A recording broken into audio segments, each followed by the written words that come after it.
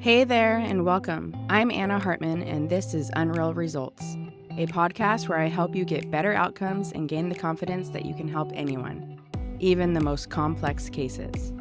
Join me as I teach about the influence of the visceral organs and the nervous system on movement, pain, and injuries, all while shifting the paradigm of what whole body assessment and treatment really looks like.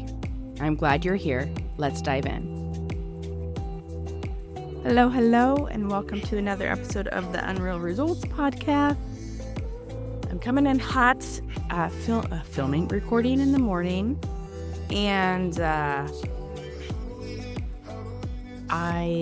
past weekend I taught LTAP Level 1 in Washington, D.C., so I'm still sort of like recovering from that. It takes me a couple days. But it was such a great course, great group of physical therapists, athletic trainers.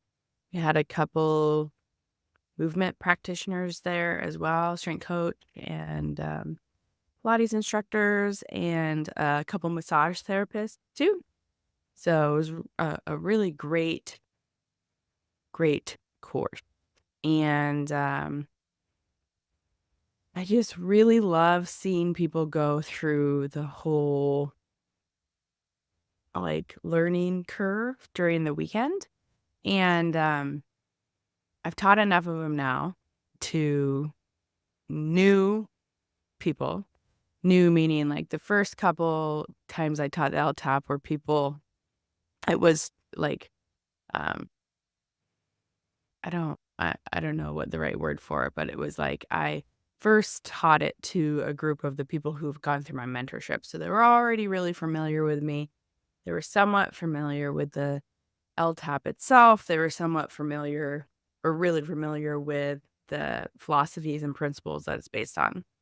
So this was the fifth time I've taught to newer professionals, newer to me, newer to the LTAP, newer to these concepts. So it's been really cool to see sort of some patterns emerging in what everyone goes through during the 2 days of the course. So, and this too, like I'll speak to what the patterning is, but this is also why I think it's so important to also do the 6-week online course. And it's mainly because it's such a huge paradigm shift. It's so different than traditional orthopedic sports physical therapy, athletic training.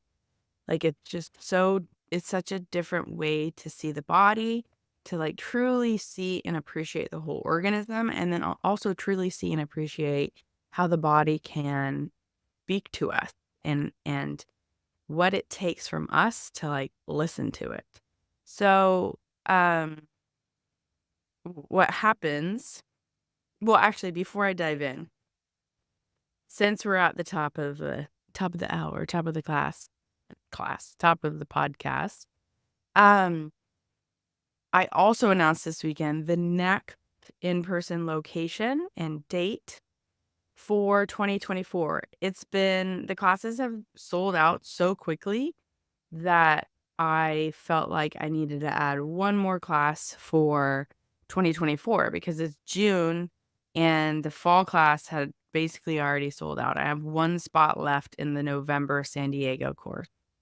And so I added another course in October. It's October 5th and 6th, and it's in the Boston area. It's at Hanover. It's in Hanover, Massachusetts, which is just south of Boston, one of the suburbs. And it is at the Empowering Athletes facility. So shout out Jamie.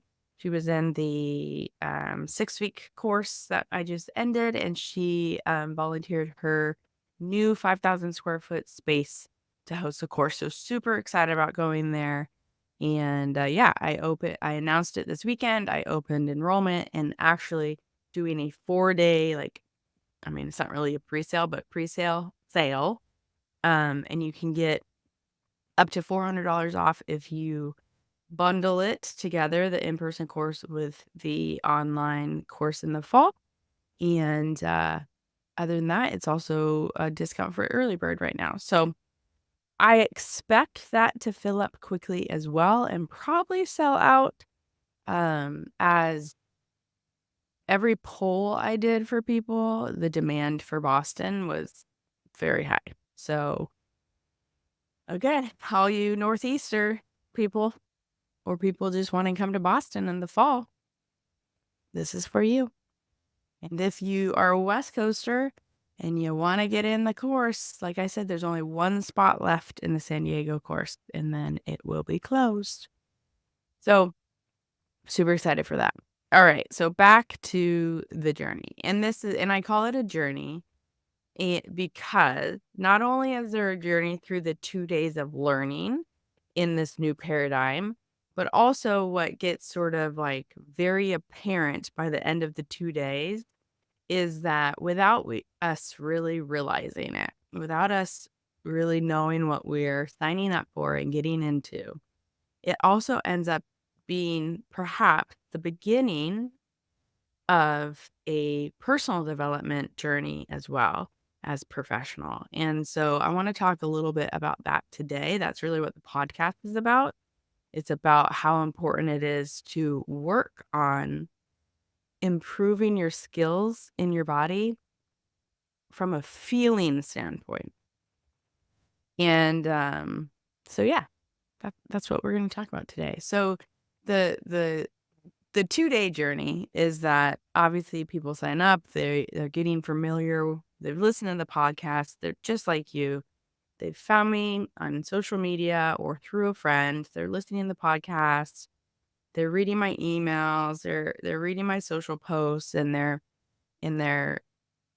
you're slightly getting used to this new paradigm, this new lens of view, this lens of view that appreciates the viscera and the nervous system and truly the whole organism. So looks at movement, looks at pain, looks at injury, more from a whole organism standpoint of what is the whole organism always like the purpose of it. And really, when we look at that, the purpose of the whole organism is survival, right? Like survival of ourselves and survival of the species. And so, in order to survive, we rely on our nervous system keeping us safe. And part of keeping us safe is protecting our vital organs. And the number one thing that does that is the organism itself, right? Like the autonomic nervous system and its response to threat, to either fight, flight, or freeze. That is a response to protect the organs and the entire organism. Now, we also have built-in protective mechanisms in our body that also protect the organs, and therefore the organism. And the primary one is the musculoskeletal system. The musculoskeletal system is designed to protect the organs, right? We have hard frames that are protecting the brain, the heart, the lung, the reproductive organs. And then we have layers of tissue that are protecting the other soft organs. And then even too, our back side of our body is longer than our front side of the body. Um, as we've evolved, it doesn't look that way, but embryologically still the front of our body is between our nostrils and about halfway between our belly button and our pubic bone. And then our back body wraps around the rest. Our back body is a little bit longer, taller than our front body. And that's part of the reason why our startle or stress reflex is to close in on that ventral body, close in on that front body. The startle reflex is tucking our tail and sticking our head out. And do you see how that shortens our ventral body or shortens our anterior or front of our body even more? So the musculoskeletal system in itself is the main bodyguard for the organs. And so when our mobility is limited or our muscles are not turning on like we would like, oftentimes it's because they are prioritizing what is most important. And if the body is getting messages to the brain that maybe something is wrong with the organs, And wrong is a loose term. It doesn't, sometimes when I tell people like, oh my gosh, there's something wrong, I don't say, oh my gosh, but if I say like, oh, your body's directing me to your liver, they hear an organ and they instantly think like cancer. And that's not what it is. When an organ can't move, its function diminishes. And any sort of diminished function is going to affect our overall health, especially in the long term. And so our muscles, our musculoskeletal system will arrange itself around that to protect it. Because too, when an organ is diminished function, it's going to be more at risk for injuries too. It's more vulnerable. So this is like the new organism we're getting the new view of the whole organism we're getting used to, more than likely as you come into the class, right? It's very rare that somebody comes to the class and has not listened to me at all. The only scenario this happens with is when you host a course, you get 2 free spots as, like trade for hosting the course. And sometimes the clinicians that get filled in those spots are, very new to me. Usually there's one clinician at the facility who really wants me there, which is why they offered to host the course. But then when they get the free spots for the other clinicians, um, you know, they're kind of like, hey, trust me, come to this course. It's really interesting information. And so sometimes the people who get filled in those free spots, they're very new to the information. And I'm always actually very interested to see how their experience in the 2 days are, because um, that is interesting to me to know what especially they go through. And so this journey, once you get there, right, you're a little bit exposed to it, but then we spend 2 days completely hands on. So you get to see it in real time. My biggest thing is to not believe the stories I tell you, to not believe what I tell you. I want you to see this for yourself. See this for yourself in your patients and see this for yourself in your own body. And so we lay out the core beliefs of the LTAP, which I'll have Joe link that podcast in the show notes, because I do have a podcast episode on that. But we lay out those core beliefs first day of class, and we go over them, and I share the anatomy. Like, I give all the reasons why they're true, as much evidence as I can provide of why they're true. And then I'm like, but the next 2 days, we're going to be all hands on practically with each other, and you're going to see these things for yourself. So the 2 days is teaching you these principles, teaching you these core beliefs so you can believe them for yourself, because it's only when you truly have evidence, your own evidence of these things to be true, that you really start buying into this new lens of view, this new paradigm. So, what happens is everybody's pretty excited Saturday morning, and they're feeling pretty good. And then we get to lunch, and we've gotten a couple of the assessments in, and we've seen the body change a little bit, and we're like, oh, whoa. And the assessments, we feel like maybe they should be easier than they are, because we've been doing some of them before, but then we realize like, oh, maybe our palpation skills are not as good as we thought. Maybe we don't really pay attention as much as we should with the assessment. And so by lunchtime, people are like a little bit starting to doubt themselves. And also, you're starting to see how the body responds to the viscera and to the central nervous system. And so you're starting to see the musculoskeletal system respond in a way that's very different than the biomechanical model. And so what happens by the end of the Saturday is I've given you enough evidence, and not in the eye, the body's in front of you, the work has given you enough evidence that by the end of Saturday, you have significantly challenged some deeply held beliefs you have about the body and the biomechanical model that we usually operate on in the traditional orthopedic medicine world. And so by the end of Saturday, you feel a little defeated and you feel a little offended And you might not even know it's offended, and you might not even know that that's why you feel that way, is that you've had this day of challenging some deeply held beliefs about the body, and also some deeply held beliefs about yourself.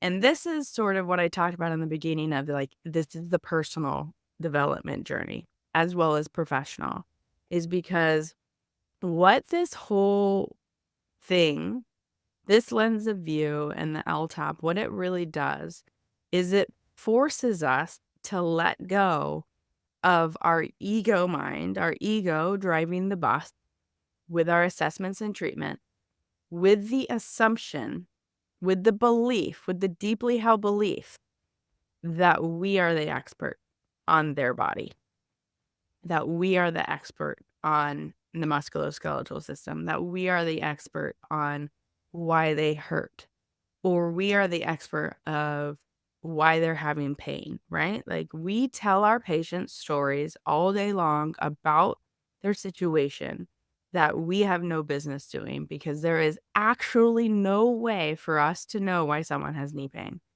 It is such a complex thing, and it has more to do with what's going on in the biomechanics and what's going on in the tissues. And so this model forces you to realize that you're doing that, that you are letting your ego drive the bus, and that maybe you're not as much of an expert in the body as you thought you were. And also, the cool thing is no one is.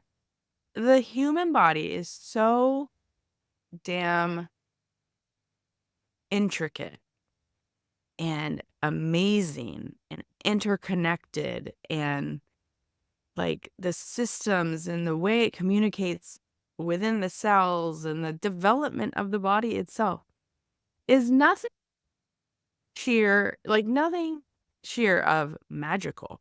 Like, there is literally no way, probably in our lifetime of our species, that we will ever fully understand how the body works. Period. And so it is so silly for us to come at this thinking that we know better than everyone else. And so by the end of Saturday, you start to feel this. And also, as uncomfortable as that feels, it's so freeing. The best thing I've ever done for my burnout, right? For my exhaustion of being a caregiver, of being a clinician, is letting go of the ego driving the bus and letting go of the idea that I am the expert and that I need to have the answers, and that there is an answer that is very black and white, like right and wrong. And it is so freeing, and it is so much more fun when you let go of that. When you let go of that and be curious, and let go of that and actually put your science hat on, because the ego and being the expert actually prevents you from being a good scientist. And being a good scientist is actually being curious, and to, yeah, have a theory, have an idea, but then gather as much evidence as you can to disprove it. That is the scientific method. And we've forgotten that along the way because we got so wrapped up in being the expert. So then that's the end of Saturday, right? Pretty defeated. And then they come back on Sunday, and I do this thing. We spend all day Saturday learning each of the tests, learning each of the assessment tests. We don't really do a lot of treatment. We don't even talk about interpretation a lot. The emphasis is just doing the assessment tests, getting comfortable with the assessment tests. But it takes all day. And then you're also like, how the hell am I going to do this in a session when we just took all day to do it, right? So Sunday morning, the first thing that we do after we sort of review interpretation is we actually go through the assessment with a time constraint. And what the time constraint does, because again, we go through the assessment just like we quickly go through the assessment so you can trust what you feel and move on. Don't worry about interpretation. You can interpret it when you have a second. And so what this does, the time trial, is to get people out of their thinking head. Thinking is slow. The worst thing you could ever do for your athletes or people that are moving their body is to tell them cognitive cues that makes them have to think about how their body should move, because by the time they've thought about it, they've missed the starting gun. Like, the feeling happens in such greater time period than thinking. Emotions are even faster than thinking. And so this is why I put a time constraint, because it doesn't allow the time for thinking. I 100% know when somebody Voxers me and is like, Anna, I've been trying to do the LTAP, but it's just like, I don't feel like I have time for treatment. And I'm like, you're thinking too much, because it should take you like less than 5 minutes. And so first I demonstrate going through all of the assessments and I have them time me. And again, I'm not interpreting. I'm just going through literally all 5 of the LTAPs, which honestly, when you interpret it as you go, it's not even going to take 5 minutes, because you're not going to do all the assessment, because you stop at certain places based on the interpretation. And so I go through all of the tests and it takes me 5 minutes. And they're like, what? How does that happen? And they're all wide-eyed. And then I'm like, okay, so the challenge to you is I'm going to put the timer on for 10 minutes and you're going to go through all the assessments on your partner. And they panic a little bit because they're like, that's not possible. And I'm like, trust me, it is. And the reason why I do that is because this gets them out of their thinking mind. And so we do it 10 minutes on each person. And then what do? Once is not enough. So we do it again with even less time. For the second time, I give them 7 minutes to go through it, which is still plenty of time. And what happens in the room is when they still have 10 minutes, there's a lot of chatter, because they're talking it through. They're wanting affirmation from their partners or me that they're like doing it right. And when you're worried about if you're doing it right, you're still in your thinking mind, right? Because the thinking mind, the ego, is still very concerned with black and white. There is a right way and a wrong way, instead of just being curious to what is. And so the 7 minutes, what happens is, again, a little panic at the beginning, but then they get real quiet. And when you get real quiet, that is you going inside, going into your body and trusting what you feel. And that's the key here. And so what happens is most people do it no problem in 7 minutes. And it proves to them that, 1, they're overthinking things, and 2, that it is possible. And then we go in and we actually do a mock session with our partners and like do treatment. And we have 45 minutes to do up to 3 rounds of the LTAP with treatment. And that's it. And it's really successful and everybody gets good results. And we talk about, like, at the end, we all share like what the primary organ or nervous system or neurovascular entrapment was, and then what we chose to treat it.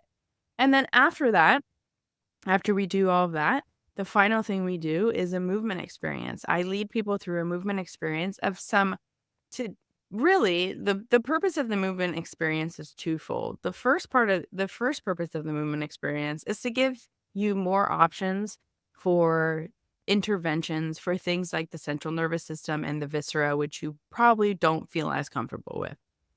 To show you how easy it is that you can affect the organs without actually needing visceral manipulation.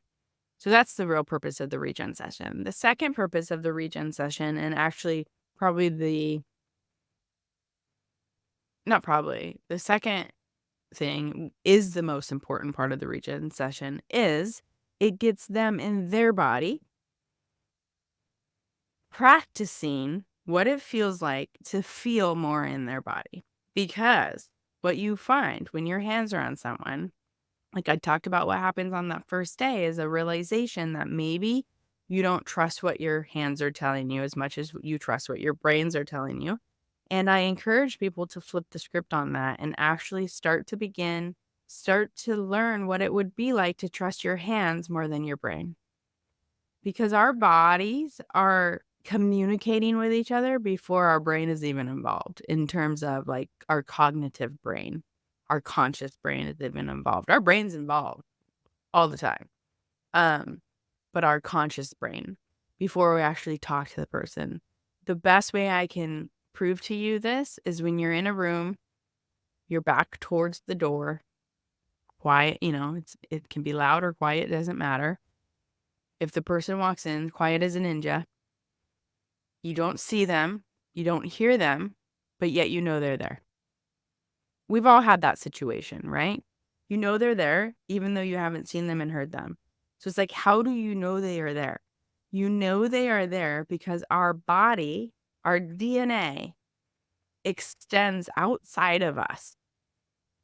And that extension outside of us, as soon as it starts to merge with another person, it starts communicating. So as soon as that patient is with me, I'm getting information about the history of their body and their tissues without cognitively knowing it. And especially as soon as I touch them, I get even more information about what's going on. I start to feel the different lines of tension in their body. And if I follow those, if I trust what I feel in my hand, then it leads me to that protection pattern too. I theoretically don't need the LTAP, right? I created the LTAP in order to get us to the same spot. But once you can trust your hands, you don't even need the LTAP, because you can trust your listening of your hand, which is through the feels. But most of us don't have our hands so tuned in like that. And then also our ego brain is in the way of being like, there's no fucking way you can feel that through your hand. My brain knows better. Everything I've learned, I knows better. And so there's two things we need to work on. One, improving our feeling in our hand, and then also but calming down the ego brain.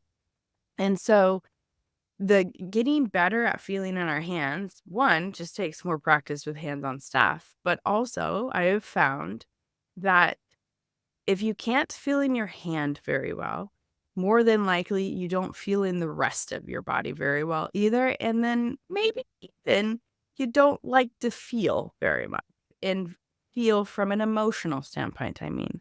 And so this is the journey I want to take people on through the Regen session. The emotional bit, I really truly feel like therapy or journaling or a combination of the two is best for that. Or meditation, but like guided meditation tends to do better. Breath work with meditation, breath work with journaling, like some sort of journey in, with journaling helps best for the emotional piece. But the physical part of feeling, we need to improve on that too. And I do this. I think the best way to do this is through the Regen sessions, and not just any movement session, right? A Regen session is not just any movement session. A Regen session is a specific movement session that I've put together that combines some things. One, it combines autonomic nervous system based drills to tap into our parasympathetic nervous system, to help us downregulate, to help us be more in our feeling body, and to be in a more self-healing body. Because when we don't feel good in our body, it's hard to pay attention to all the messages it's giving us, because we tend to want to ignore them, because one of the messages that we're receiving is that we don't like how we're feeling, and so we just ignore it. And so in order to sometimes work on how well we're feeling through our hands, we need to heal our bodies, and we need to spend more time feeling in our bodies. And then the other part of the Regen session that is important is some sort of visceral work. When we can go into the viscera and we can start manipulating the viscera, even with just a breath or a pressure change via the Corgis ball, or trunk, like very specific guided trunk movements or pelvic movements, we again instantly go into our feels. Our interoception increases. Our interoception is the awareness of what we're feeling. And the gut organs are very, very much connected to our interoception, as well as the skin itself. And so self-massage is a big part of this regen session to tap into that interoception. And then the other key component of the regen session, which is gonna help you be better and improve how you feel in your body and eventually in your hand, is the body scans. We start the session and end the session with a guided body scan, which is basically just cultivating your attention, spotlighting your attention at different parts of your body in your standing alignment to see what your dynamic alignment is starting and then to see what it is finishing. That's when you get to see the power of all those interventions, because you see how much your body changes in just such a short time with such simple exercises, which is also a very powerful thing to feel. But then also, it is, each one of them is probably like 5 minutes. So you cumulative 10 minutes actually spending time acknowledging and paying attention to the sensory messages coming into your body that is happening at all times. So this is the thing. We are always feeling whether we want to or not. It's just what messages are we paying attention to? The thing that makes our body cool is that we're constantly monitoring what's going on in space through our sensory system, and then our brain is organizing it in a way that allows us to move through space safely, accordingly, and to not get distracted by all that information too. And so we're not supposed to feel everything. And so also improving our feeling is just when we can take a second to acknowledge that it's there and pay attention to it. That's why it's like the word spotlighting your attention on it is so helpful. So this practice really, I have found, allows the practitioner to be in a little bit downregulated state, so that when they do put their hands on somebody, when they are interacting with someone, they're going to have a better chance of being calm and actually being able to tune into what they're feeling in their hands. And this is not just for the osteopathic listening, but even for passive range of motion tests. When I am paying attention to my hands and what I'm feeling, I pick up even in passive range of motion tests where the restrictions are coming from, or where the range of motion is actually not coming from, instead of assuming, right? So this is the journey. I told everyone at the end of the course, I was like, thank you. Whether you realize this or not, going down this rabbit hole and seeing this new lens of view is not only going to totally change things for your patients and you and get great results, considering this whole organism approach, but it sort of forces you to go on this personal and professional journey, letting go of the ego, letting go of the need to be the expert and the need to be right, and being curious and trusting your feeling body more than your thinking body. So that's it. That's how our body works. As Jill Miller says, the body thinks and feels. The body thinks and feels. So we want to lean into that, because that is where our wisdom is, both in the body and to interacting with other people's bodies. So I hope you'll join me one day at an LTAP. I hope you're enjoying these. Hopefully this episode was food for thought, and we'll see you next week.